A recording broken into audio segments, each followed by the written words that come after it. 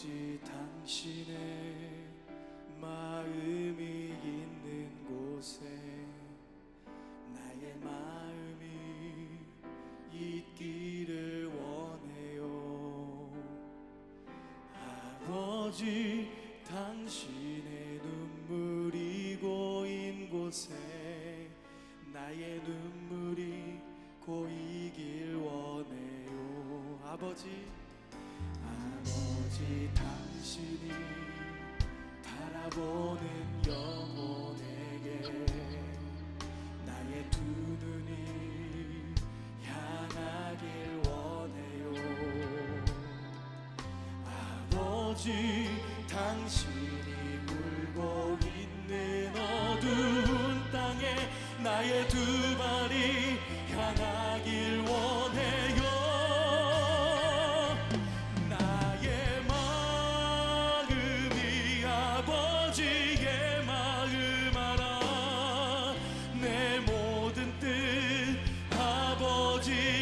뜻이 될 수 있기를 나의 온몸이 아버지의 마음 알아.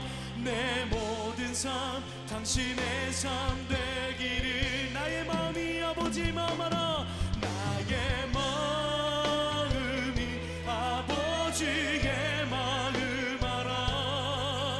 내 모든 뜻 아버지의 뜻이 될 수 있기를 나의 온몸이 아버지의 마음 알아.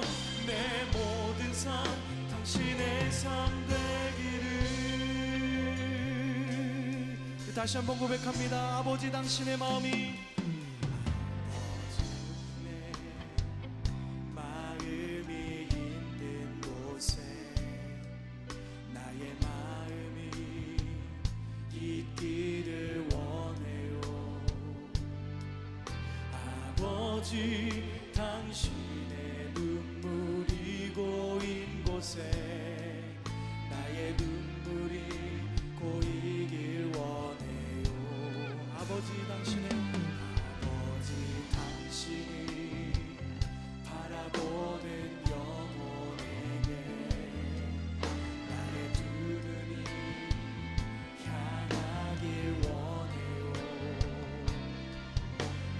아버지 당신이 울고 있는 어두운 땅에 나의 두 발이 향하길 원해요.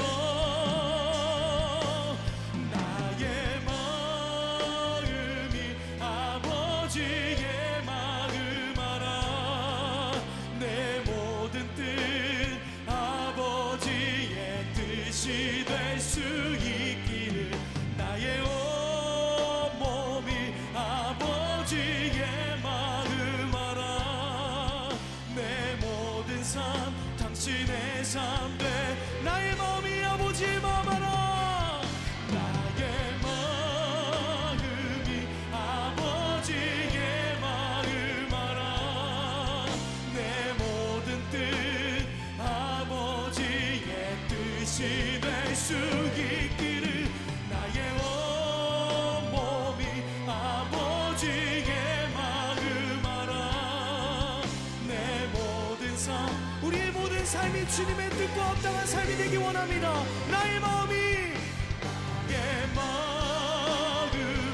아버지의 마음 알아. 내 모든 뜻 아버지의 뜻이 될 수 있기를 나의 온몸이 아버지의 마음 알아. 내 모든 삶 당신의 삶 되기를. 내 모든 삶 당신의 삶 되기를. 내 모든 삶 당신의 삶 되기를. 할렐루야. 우리의 모든 삶이 주님의 뜻 그 합당한 삶을 살아가기 원합니다.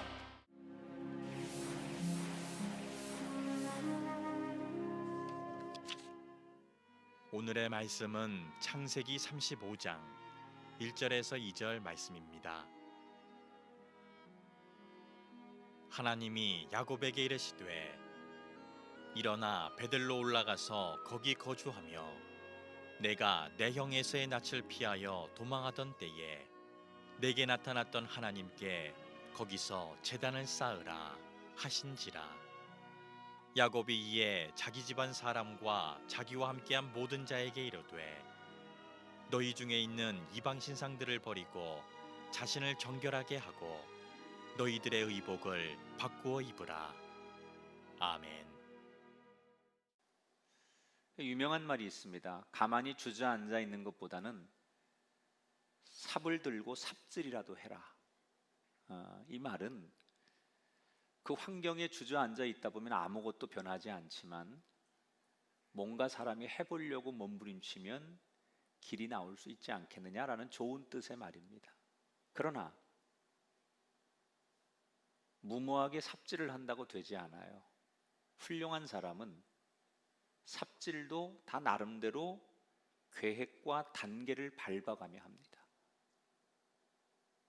어렵다고 해서 될 대로 되라 라고 하는 지나친 모험심으로 사는 게 아니라 어려울수록 더 치밀한 철학과 전략을 가지고 접근해야 된다. 오늘 그러한 이야기가 성경에도 등장하는데 우리가 만나볼 창세기 35장의 야곱의 얘기예요. 지난 시간에 야곱은 세겜에서 엄청난 위기를 만나게 됩니다.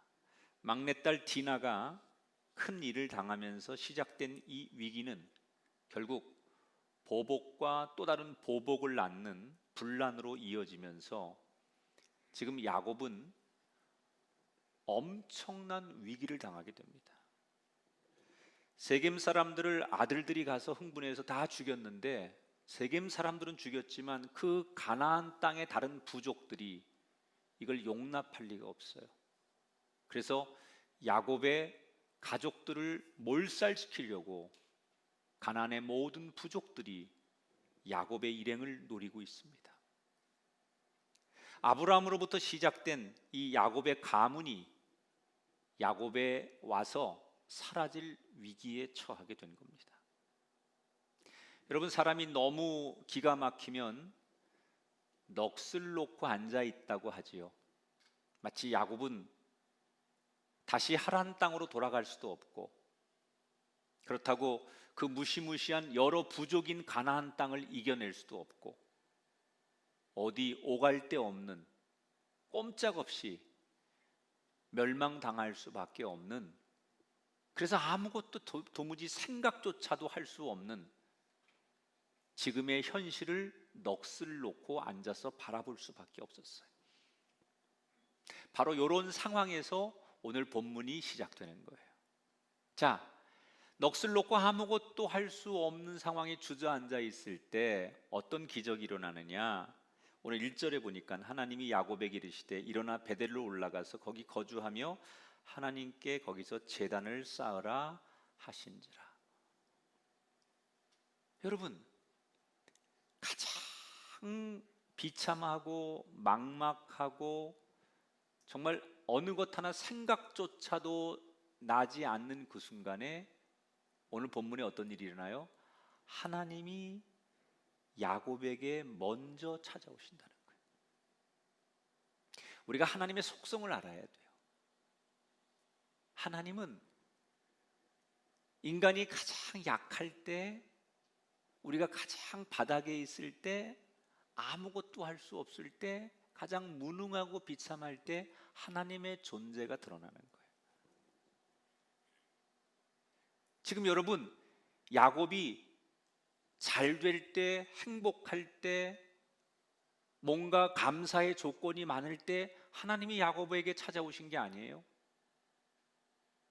가장 인간적으로 비참하고 너무 기가 막히고 너무 어려워서 생각조차도 모든 게 멈춰있는 그 최악의 상황에 하나님이 먼저 찾아오셨다는 거예요.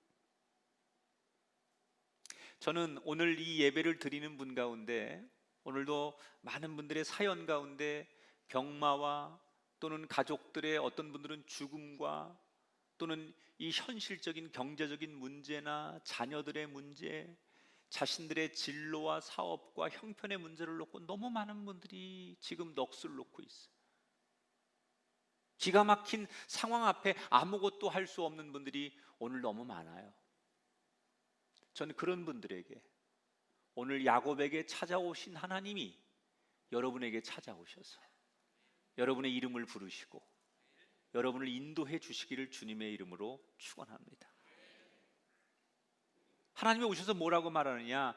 야곱아, 너 옛날 베델에서 내가 너를 만났을 때 나한테 했던 약속 기억하느냐? 이렇게 물어보셨어요. 이게 무슨 말이에요? 몇십 년 전에 야곱이 형을 피해서 도망을 치다가 베델 광야에서 노숙을 하는데 그날 하나님을 만나죠. 그냥 하나님 만나주는 게 아니라 엄청난 축복을 약속하셨어요. 그러니까 야곱이 잠에서 깨어나서 하나님 앞에 너무 감격스러우니까 약속을 하는 거예요. 뭐라고 약속하느냐? 하나님 앞에 야곱이 이렇게 약속해요. 창세기 28장 21절 22절에 보니까 평안히 아버지 집으로 돌아가게 하시오면 내가 기둥으로 세운 이 돌들이 하나님의 집이 될 것입니다.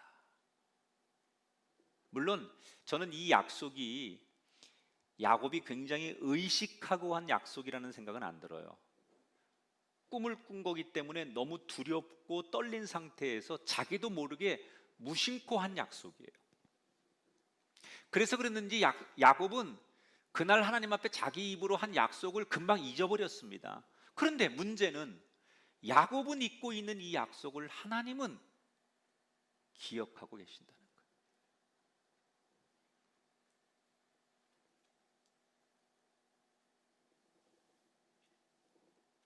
야곱이 이 약속을 언제 지키나 기다리시다가 하나님이 먼저 그 얘기를 꺼내신 거예요. 저는 이 본문을 마주 대하면서 몇 날 며칠 이 본문이 제 가슴을 계속 치고 정말 제 머리를 쭈삣쭈삣 세우는 말씀이었어요. 제가 예수를 믿고 목회를 하면서 저도 하나님 앞에 제가 제 입으로 참 많은 약속을 했어요. 하나님, 이 어려움이 극복되면 하나님 제 기도에 이렇게 응답해 주시면 저는 하나님을 위해서 이렇게 살게요. 하나님, 이 고난만 지나게 해주신다면 저 하나님 앞에 이런 사람으로 설게요.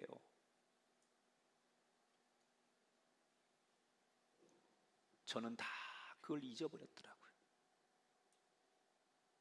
내가 필요한 것만 기억하고 나한테 불리하거나 필요치 않다고 생각하는 것은 다 잊어버리고 있더라고요.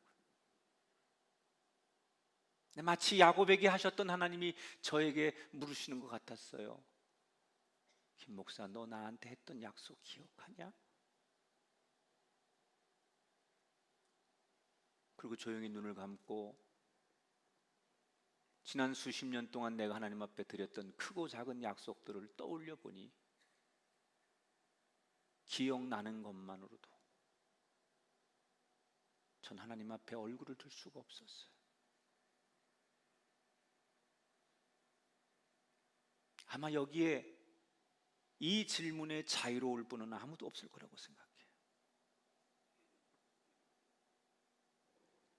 아마 많은 분들이 가장 힘들고 비참하고 어려울 때 하나님 이것만 해결해 주시면 나 하나님을 위해서 이렇게 헌금도 하고요, 이렇게 제가 믿음으로 살 거고요, 제가 하나님을 위해서 이런 사람이 될 거예요, 나 정말 하나님 앞에 이제 다시는 뒤돌아서지 않는 삶이 될 거예요, 이렇게 수없이 우리 울면서 하나님 앞에 약속했을 거예요. 그런데 그 약속을 여러분은 기억하고 계십니까?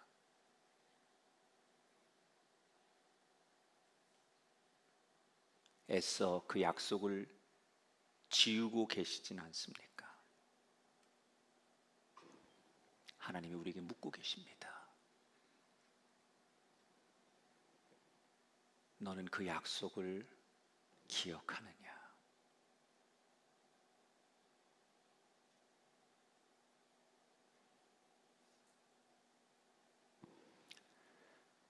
하나님이 야곱에게 베델로 와라.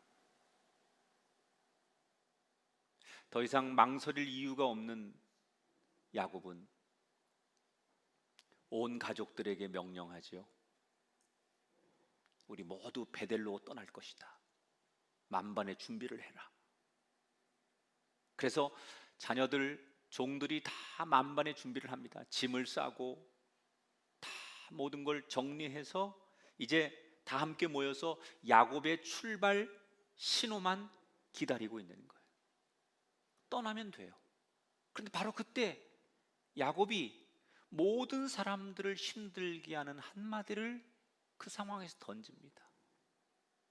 2절에 보니까 너희 중에 있는 이방 신상들을 버리고, 아니 애써서 짐을 다 꾸리고 지금 출발하기 직전인데 다시 짐을 다 풀어가지고 거기에 우상들, 그런 신상들, 그런 거 다 버리고 다시 짐을 싸라는 거예요.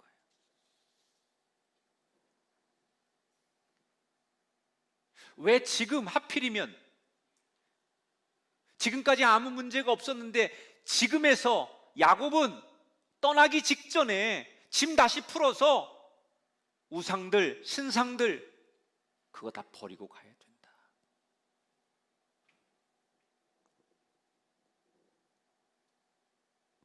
전 여기 야곱의 유명한, 굉장히 나름대로, 자기 나름대로 의미 있는 결단을 했다고 생각해요. 지금까지 야곱은 자기 혼자 하나님을 만났어요. 야곱 스스로는 하나님 앞에 늘 하나님을 만나고 하나님과 교통하는 인생을 살았어요. 그러나 그의 가족들에게는, 좋게 말하면 관대함이죠. 신앙은 개인의 영역이니까 내가 하나님을 잘 만나면 되지 다른 사람들까지, 가족들까지 끌고 들어갈 필요가 없다고 생각한 거예요. 그런데 야곱은 오늘 결심해요. 베델로 가려면 내가 개인이 만나는 하나님이 아닌 온 식구가, 우리의 가정 공동체가 함께 하나님을 만나야 된다는 거예요.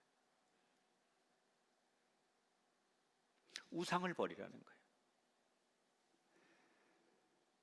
야곱은 자기 집에 여러 식구들이 다양한 우상을 섬기는 걸 알고 있었는데 집안의 평화를 위해서 그걸 침묵한 거예요.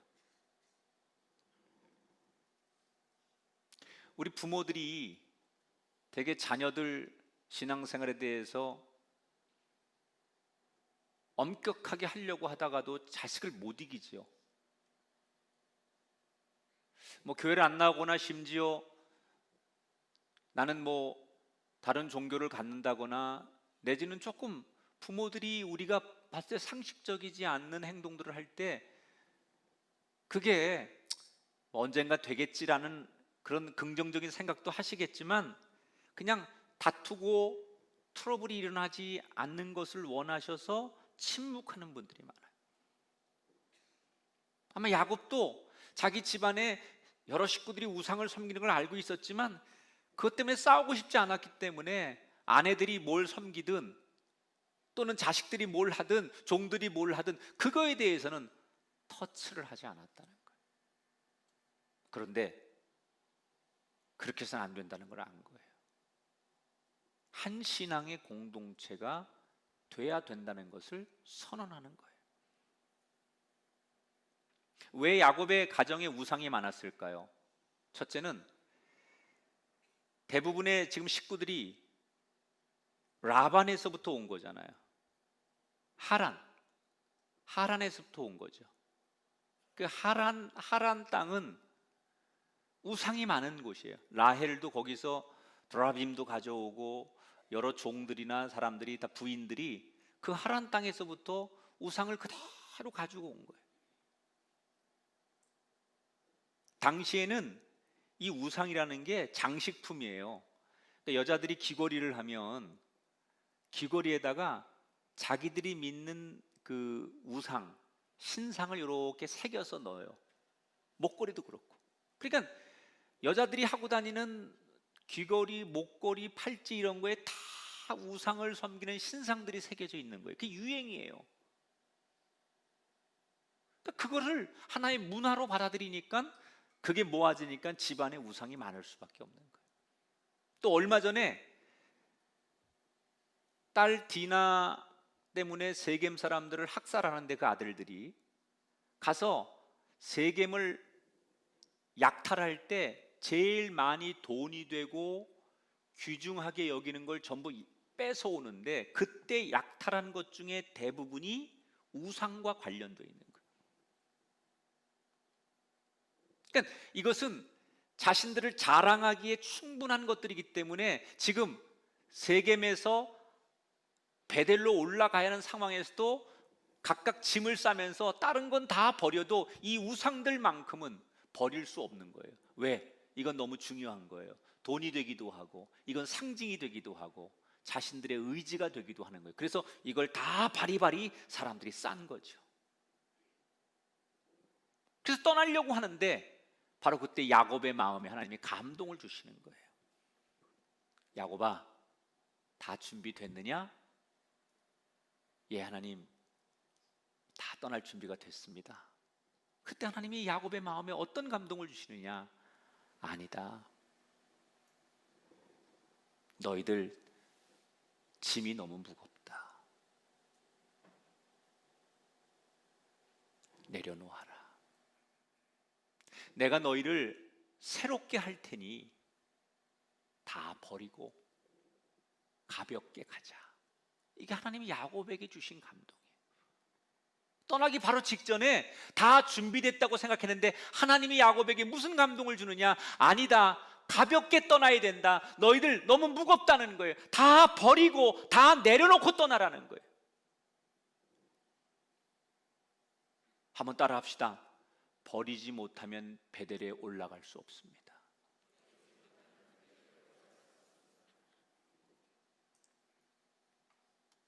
그때서 야곱이 깨달은 거예요.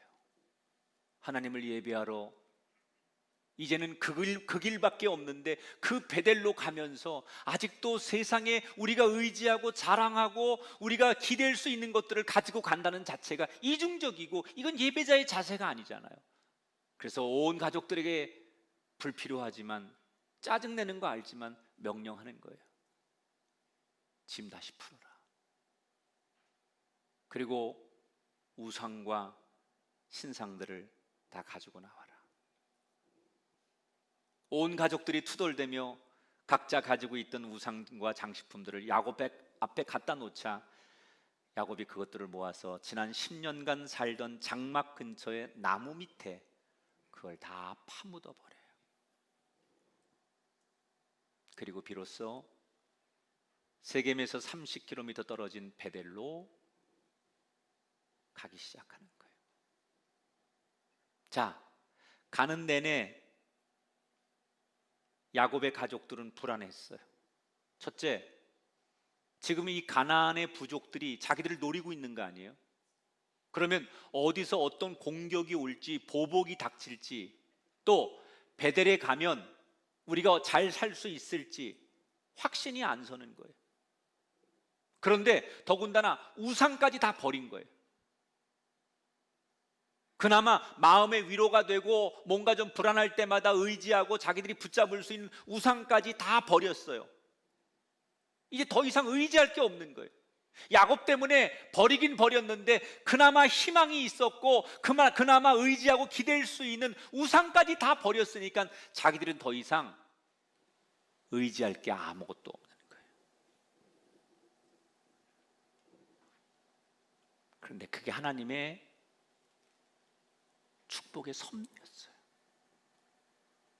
더 이상 세상적으로 의지할 게 없고 자기들이 믿고 기댈 수 있는 게 없어지자 그들은 하나 둘씩 하나님만 의지하게 되더라는 거예요. 우리가 세상에 살면서 여전히 하나님을 온전히 의지하지 않는 이유 중에 하나는 아직도 내가 세상에 기댈 수 있는 게 존재하기 때문에 그런 거예요.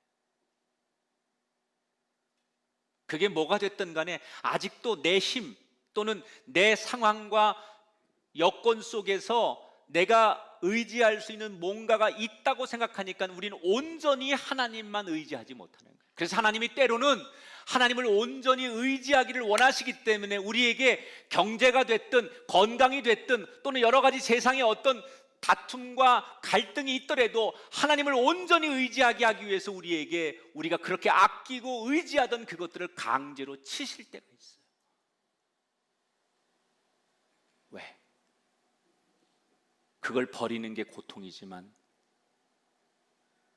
그걸 버려야 하나님을 온전히 의지하게 되거든요.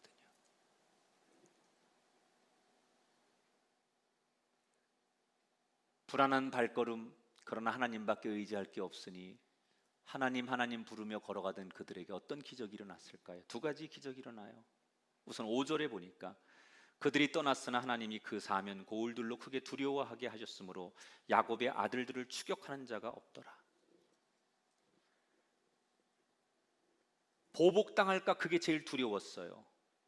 그런데 하나님이 그 가나안 부족들의 마음에 공포심을 몰아넣어준 거예요. 저 야곱의 가족들을 건드렸다가 어떤 일이 다 일어날지 모른다는 그 두려움을 그들이 갖게 하셨어요. 하나님이 그들을 보호해 주셨다는 거예요. 세상이 그들을 보호해 준 게 아니에요. 사람들이, 군인들이 그들을 보호해 준 게 아니에요. 하나님을 온전히 의지하니까 하나님이 그들의 보호막이 되셨어요. 세상 자랑거리를 내려놓고 하나님만 의지했더니 하나님이 방패가 되셔서 그들을 그 누구도 해치지 못하게 하셨어요. 여러분, 야곱을 위해 하나님이 친히 일하신 것처럼 나를 위해 하나님이 친히 일하시는 한날이 되기를 축원합니다. 저는 이 본문을 묵상하면서 그래, 상황과 환경은 문제가 안 된다.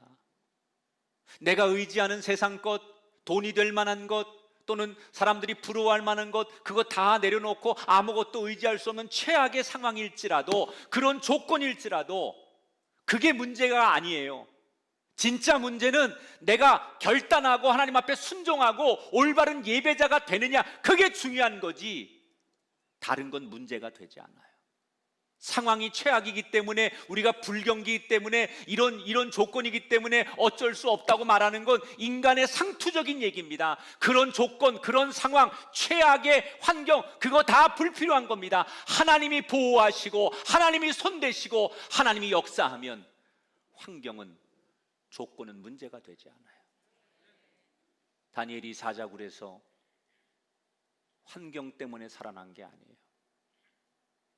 바울이 유럽 교회를 개척하고 부흥시킨 것은 조건이나 당시의 상황이 좋아서가 아니에요.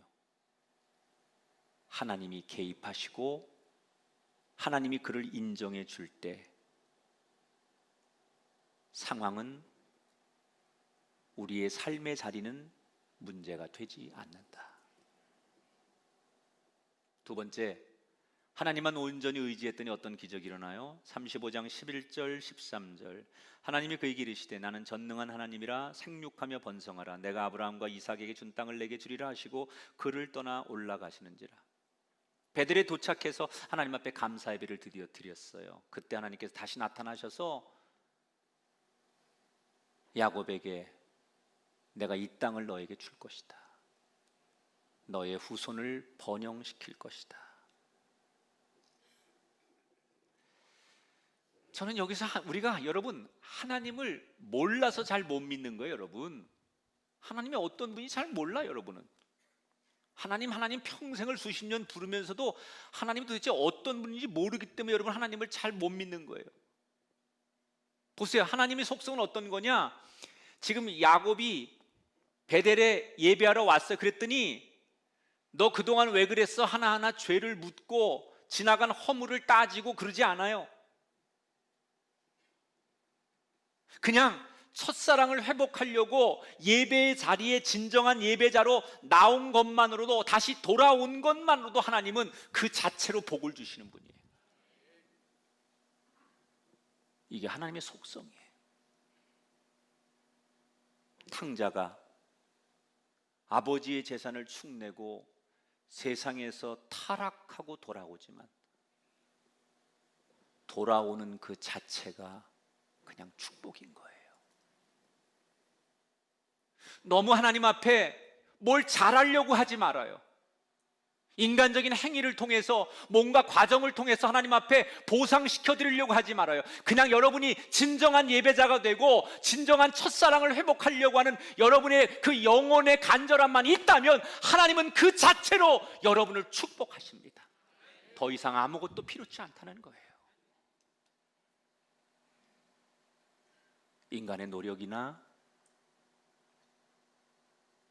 우리가 뭔가 작품을 만들어내야 되는, 하나님은 그런 것을 원하시는 게 아니에요. 나는 네 자체가 좋단다. 네가 나에게 돌아왔다는 것만으로도 나는 그거면 된다.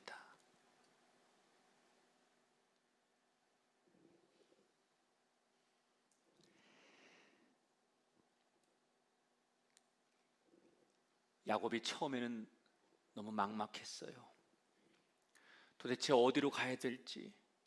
그런데 하나님이 먼저 나타나셔서 감동을 주셔서 불안하지만, 앞을 알 수 없지만 한 걸음 한 걸음 두렵지만 하나님을 따라갔어요. 그랬더니 그 베델에서 하나님의 엄청난 축복을 다시 한번 약속받게 되더라는 거예요. 여러분, 이 야곱이 축복을 받을 수 있었던 비결 한 가지가 뭐예요? 베델로 떠나기 전에 했던 그 한 가지, 나를 빛나게 해주고 내가 의지하고 내가 그렇게 자랑하던 그것들을 내려놓고 버린 것, 이것 때문에 하나님이 그를 축복하신 거예요. 지금 우리 교회에서는 아마 전 세계 최초로 교회에서 공식적으로 온라인 대신방이라는 걸 하고 있어요. 이거 우리 교회가 제일 처음 한 것 같아요. 앞으로 기독교 역사에 온라인 대신방 누가 시작했을까요? 라고 했으면 2020년 코로나19가 한참일 때 대한민국 안산 꿈의 교회가 교인들에게 위로와 은총을 전하기 위해 온라인 대신방을 시작하다, 이렇게 언젠가 역사 한 페이지에 써 있을 거예요. 제가 굉장히 이 온라인 대신방을 하면서 많은 목사님과 사역자들로부터 보고를 받아요. 근데 들어보면 그동안 코로나로 인해서 가정의 문이 닫혔는데 온라인 대신방, 영상이지만 그렇게 대신방을 해서 한 가정 한 가정 다 이름 부르고 축복하고 찬양 부르고 말씀을 나누면서 기도 제목을 나눠보면 예측은 했지만, 예상은 했지만 예상보다 훨씬 더 막막하고 답답하고 그리고 참 딱한 사정을 가진 성도들의 이야기가 많이 들어와요, 기도 제목으로. 그래서 그 기도 제목을 받고 가슴이 참 먹먹해지고 기도하다 보면 눈물이 나고, 또 우리 목사님들도 그런 가정들 신방하고 돌아오면 너무너무 안타까운 얘기들을 저한테 전해요. 상황들이 너무 안 좋구나. 그러나 지금 최악의 상황, 마치 야곱이 넋을 놓고 아무것도 할 수 없는 그 상황처럼 놓인 여러분에게 제가 꼭 드리고 싶은 얘기가 있어요. 너무 기가 막히고 너무 힘들어서 아무것도 할 수 없기 때문에 될 대로 되라, 그리고 모험하면 안 돼요. 무작정 가면 안 돼요. 여러분이 제일 먼저 해야 될 게 있어요. 하나님 앞에 이 최악의 순간에서 다시 일어서야 되는데, 일어서기 전에 할 일이 있어요. 그동안 내가 너무 자랑하고 내가 너무 의지해서 하나님 온전히 의지하지 못하게 했던 내 세상의 자랑거리들, 내 안의 장식품들을 버려야 돼요. 하나님이 그걸 원하시는 거예요. 이제 하나님 앞에 온전히 살아보겠다고 이렇게 나와 앉아 있고 신앙생활 잘 하려고 하는데 우리의 삶은 여전히 현실이 그대로인 사람들, 아니 은혜 받기 전에 하나님 앞에 내가 돌아서기 전보다 더 시련과 고통과 불행이 많아서 예수를 믿어도 아무것도 나아진 게 아니라 오히려 더 고통스러워서 오늘도 상처받고 눈물을 흘리는 우리 성도들의 모습, 여러분의 모습 아닙니까? 예수를 믿으면, 은혜 받으면, 하나님 앞에 응답 받으면, 성령 체험하면, 내가 열심히 예배 생활하고 하나님의 사람이 되면 불행이 끝나고 행복이 시작될 줄 알았는데, 야곱이 베델에 올라가면 불행이 끝나고 행복이 시작될 줄 알았는데, 하나님을 만난 예배한 그 뒤에도 여전히 불행이 연속된 것처럼 우리의 삶에 교회를 아무리 열심히 다니고 하나님을 불러도 내 가정, 내 인생의 고통과 불행은 여전한 사람들이 얼마나 많아요. 그런데 야곱이 우리와 달랐던 게 하나 있어요. 희망의 끈을 붙잡았다는 거예요. 절망스러우니까 될 대로 되라 이러고 자포자기해서 요행을 바라는 믿음이 아니라 그 최악의 상황에서도 희망의 끈을 놓지 않는 거예요. 하나님은 희망의 끈을 붙잡는 사람을 통해서 일하십니다. 여러분, 지금 우리가 사는 세상을 딱 한마디로 표현하라면 어른도 젊은이도 뭘 하고 싶어도 할 수 없는 세상이에요. 지금 하고 싶다고 해서 할 수 있는 세상이 아니라 하고 싶은 게 너무 많지만 아무것도 할 수 없는 세상이에요. 이때 우리가 해야 될 게 뭐 있느냐? 희망의 끈을 잡는 거예요.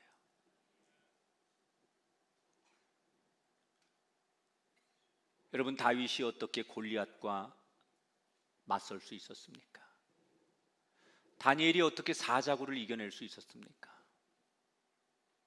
하나님이 함께 하시면 이길 수 있다. 이 희망이 있었기 때문입니다.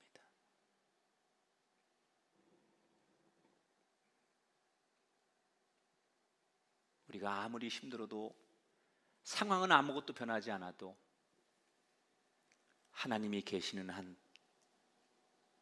나는 절대 포기하지 않을 거야 라고 믿음의 끈, 희망의 끈을 붙잡으면 하나님은 그 사람을 통해 일하십니다.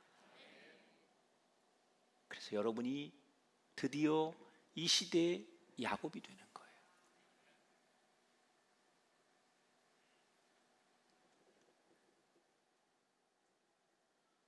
길이 막혔다고 주저앉으면 안 돼요. 뭐라도 해봐야죠. 삽질이라도 해야죠. 그러나 생각 없이 삽질하는 사람이 아니라 영혼의 삽을 들고 하나님이 주신 말씀과 정해진 길을 택할 수 있는 영혼의 삽질을 하는 사람이 돼야 돼요. 그러기 위해서 오늘 두 가지를 기억해야 돼요. 따라합시다. 가벼워져야 합니다. 다시 한번, 가벼워져야 합니다. 가벼워지려면 버리셔야 돼요. 바다 한복판에서 오직 생명만을 생각하는 사람은 부귀영화, 계약서, 보물, 돈, 가치가 없는 거예요. 버려야 삽니다. 마지막 하나님이 쓰시는 사람은 똑같은 상황에서도 희망의 끈을 놓지 않는 사람입니다.